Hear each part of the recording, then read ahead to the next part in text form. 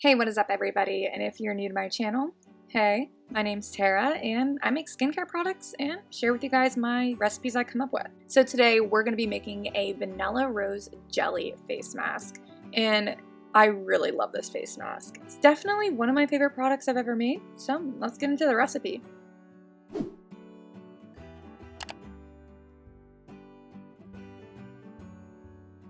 So we're going to be making a 100-gram batch, and we're going to start with some xanthan gum. This is actually xanthan gum soft. It's a lot better than just like your typical traditional xanthan gum, so I recommend using a high-quality xanthan gum.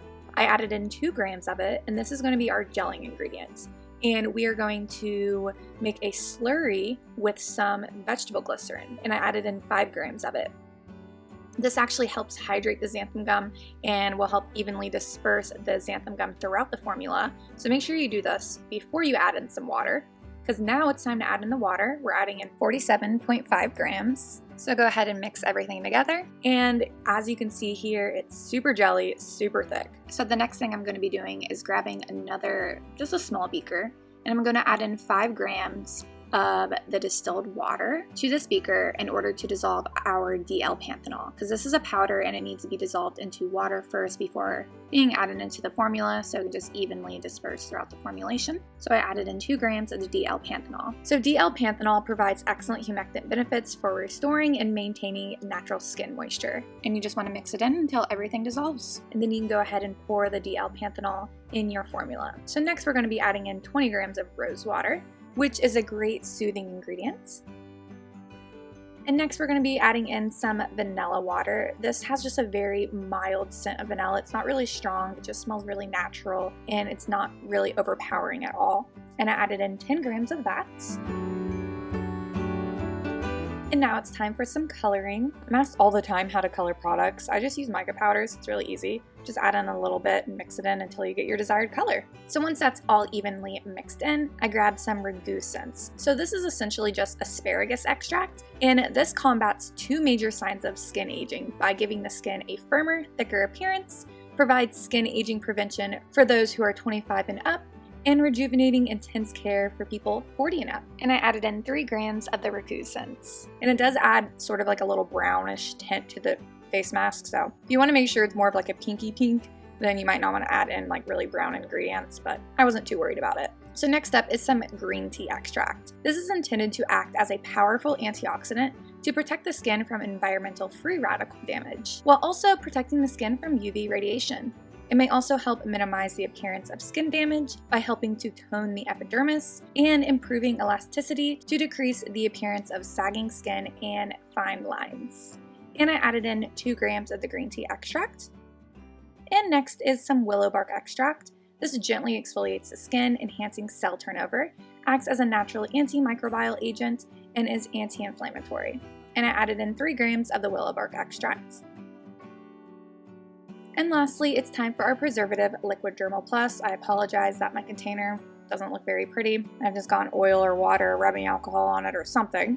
And I added in 0.5 grams of the Liquid Dermal Plus, mixed everything in to make sure it's well combined.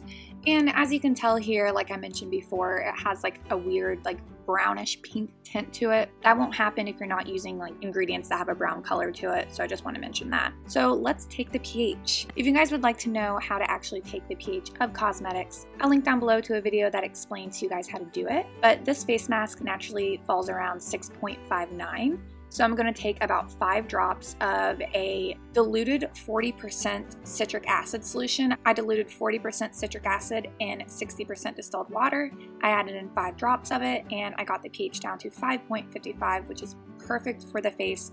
Its natural pH, the one around like 6.5, is okay, but I want it to be right around 5.5. So now it's time to package up the face mask. I grabbed this 2-ounce glass jar, poured everything in, and then grabbed my little label, put my label on, and bam, there you go. Now you got a vanilla rose jelly face mask. And like, look at the consistency of this stuff. I am literally like obsessed with this. I used it last night and oh my gosh, my skin feels so freaking good. And I love that it's a combination of anti-aging ingredients, very mild exfoliating ingredients, and soothing ingredients, so it's perfect for my skin type. And how I like to use this is I take a makeup brush and I just brush like not really like a thin layer, but not really too thick of a layer all over my face. And I leave it on until it dries. It takes about like 15 minutes maybe to dry. And after it dries, I like to just gently wash it off my face with just water. You could leave it on the skin overnight, use it like an overnight mask, or you can just leave it on and put a moisturizer over top of it. That's perfectly fine. But I personally don't like the way xanthan gum feels in products that are leave-on products. It sort of leaves like this tacky feeling on my skin, but you might think differently. So I really like to wash it away after. You can just really feel how much it has softened your skin after you take it off. It feels so good. And then you can just follow with either toner, serum, moisturizer, whatever you like to use in your skincare routine. This face mask really inspired me to start making more jelly face masks, so I hope you enjoy this because you're probably going to be seeing a lot more jelly face mask recipes. Anyways, here's the formula for this jelly face mask, that way you can scale it to however much you want to make. I made a 100 gram batch of this face mask in this video, and after I tested the pH and balanced it, I ended up with just enough to fill up a 2-ounce jar. So with all that said, let's move on to the Patreon shoutouts. At Stardust Bath & Body over on Instagram, Nature's Farm Girl at naturesfarmgirl.com, Kennedy's Essentials at kennedysessentials.net, LettsBlend at letsblend.bigcartel.com, Creative with Love at creativewithlove.me, Wallflower Wildflower at wallflowerwildflower.com, Heartfelt Beauty here on YouTube, at sugared_pineapple over on Instagram, KAJ Bath & Body over on Etsy, Blue Mint Soaps at bluemintsoaps.com, Say Tara here on YouTube, at Salt Air Label over on Instagram, Lenice Beauty at lenicebeauty.com, Ardrew Naturals at ardrewnaturals.com, sharkcitynaturals.com, sharkcitycbd.com, Ohana Lay at ohanalay.com, and at Danny Botanicals over on Instagram. And one more thing, if you guys didn't know, I do sell products myself over on Etsy. I'll have my Etsy shop linked down below, along with all of my lovely patrons. So I do hope you guys enjoyed this recipe. Let me know what you're going to be putting in your jelly face mask, and I hope you guys have a wonderful day. Talk to you later.